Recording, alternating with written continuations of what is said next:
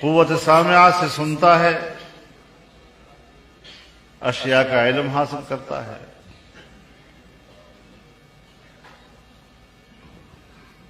قوت شامہ سے سونگھتا ہے، معلوم کرتا ہے خوشبو ہے بدبو ہے۔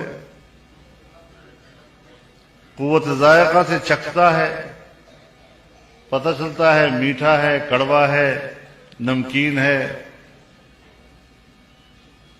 قوت لامسہ سے معلوم کرتا ہے یہ چیز ٹھوس ہے، یہ نرم ہے، یہ سرد ہے، یہ گرم ہے۔ لیکن حواس خمسہ کے ذریعے ادراک، یہ بھی انسان کو دوسرے حیوانات سے ممتاز نہیں کرتا۔ دوسرے حیوانات بھی انہی حواس خمسہ کے ذریعے سے ادراک کرتے ہیں اشیاء کا۔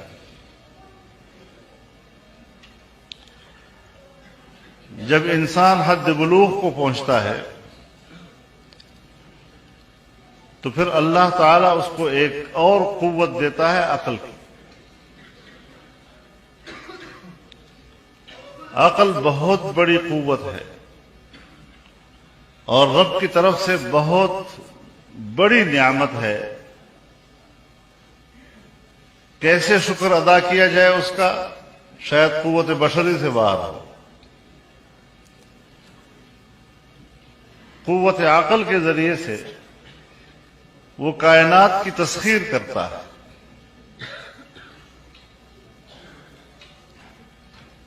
آپس کے معاملات کرتا ہے، اپنی انفرادی زندگی اور اس کی ضرورتوں کو سمجھتا ہے، اجتماعی زندگی اور ان کی ضرورتوں کو سمجھتا ہے، دوسرے انسانوں کے اگر اس کے اوپر حقوق ہیں ان کو سمجھتا ہے، مملکتوں کے نظام کو سمجھتا ہے، علویات ہوں یا سفلیات، فلکیات ہوں یا ارضیات، سب کا احاطہ کرتا ہے اور اس کی تسخیر کرتا ہے۔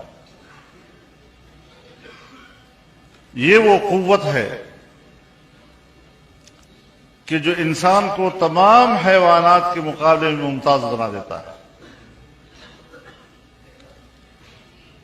اور چونکہ عقل سمجھنے کی علویات ہوں یا سفلیات، تو جب انسان چیزوں کو سمجھتا ہے تو پھر اللہ تعالی نے انسان کے اندر یہ داعیہ بھی پیدا کر دیا ہے کہ دوسرے کو بھی سمجھائے۔ تو پھر اللہ تعالی نے انسان کو ایک دوسری خصوصیت سے نوازا کہ اس کی زبان میں قوت گویائی پیدا کر دی۔ ایک قوت سے انسان سمجھتا ہے اور دوسری قوت سے انسان سمجھاتا ہے۔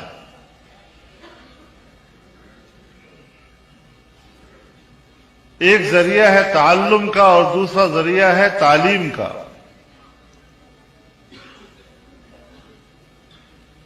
ایک ذریعہ ہے سمجھنے کا اور دوسرا ہے سمجھانے کا۔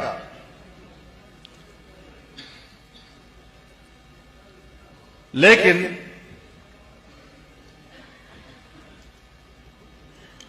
عقل باوجود اس کے کہ بہت بڑا رہنما ہے، لیکن ہر چند کہ وہ بہت بڑا رہنما ہے، تاہم رہنمائی کے لیے کافی نہیں ہے۔ اس میں خطا و انحراف کا امکان ہوتا ہے۔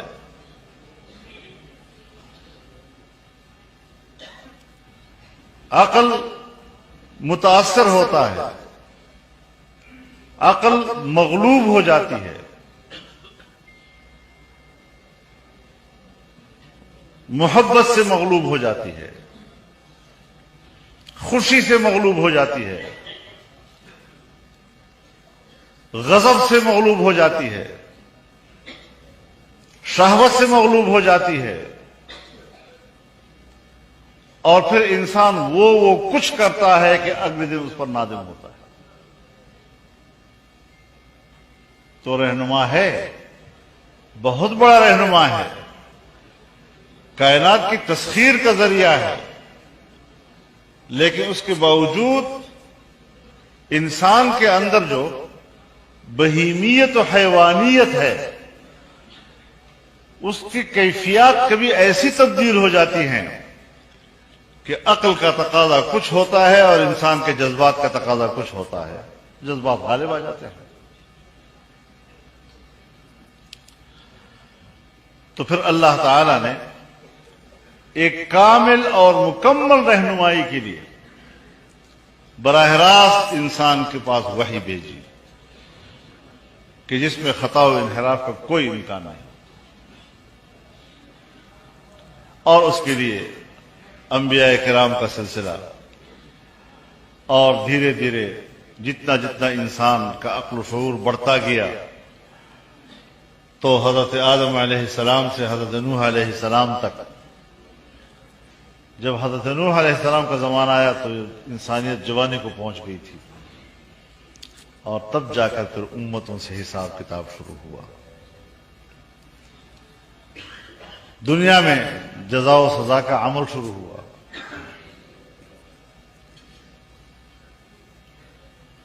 تو اس اعتبار سے وحی، چونکہ انسان کے پاس عقل موجود ہے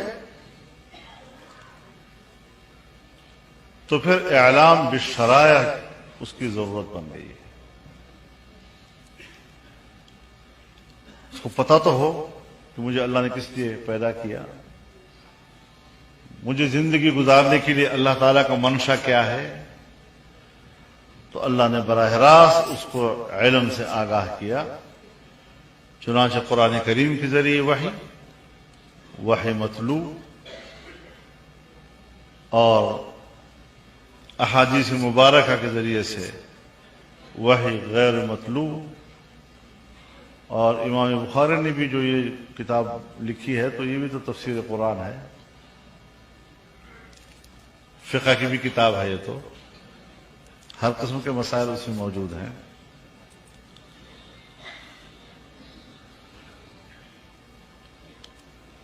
اسی لیے علامہ قسطلانی فرماتے ہیں کہ باب بدء الوحی یہ بمنزلہ مقدمے کے ہے، چنانچہ وہ اس پر تصریح بھی کرتے ہیں،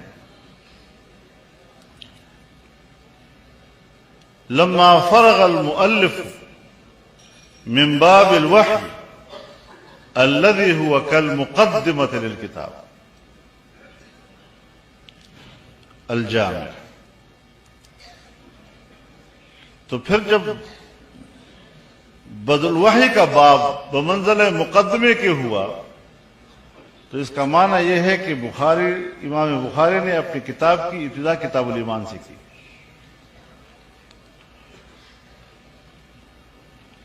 تو ابتدا بھی کتاب الایمان اور انتہا بھی کتاب التوحید، یعنی مدار نجات توحید کا عقیدہ ہے۔ عقیدہ توحید کے بغیر نجات ممکن نہیں ہے، لیکن ساتھ ساتھ وہ ہمارے استاد بھی تو ہیں، تو ہر چند کے باب ہے بدء الوحی کا۔ ترجمۃ الباب ہے باب کیف کان بدء الوحی الی رسول اللہ صلی اللہ علیہ وسلم، اور حدیث باب انما الاعمال بالنیات وانما لامرئ ما نوى فمن كانت هجرته الى الله ورسوله فهجرته الى الله ورسوله ومن كانت هجرته الى دنيا يصيبها او الى امرأة يتزوجها۔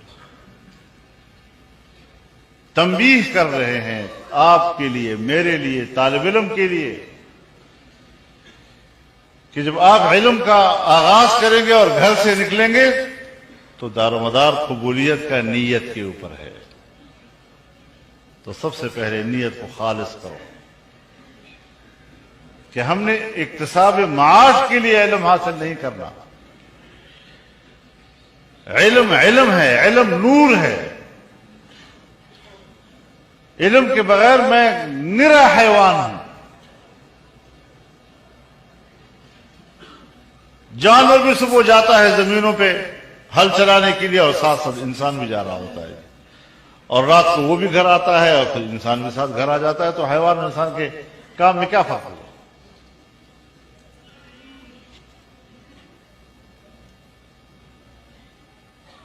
تو اعمال کی قبولیت کا دار و مدار نیت پر ہے، اور نیت آپ کی جتنی زیادہ اس کے اندر خشوع خضوع ہو